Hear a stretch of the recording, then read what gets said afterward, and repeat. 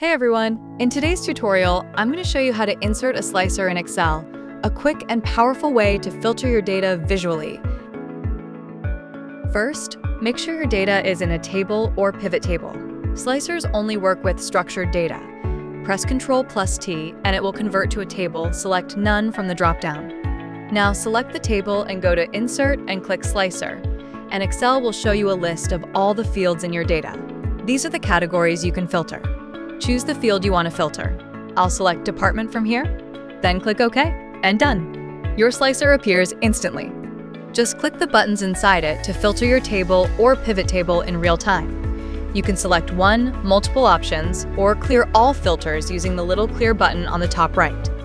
To make it look better, go to Slicer Tools Options and choose a style, resize it, or arrange it however you want.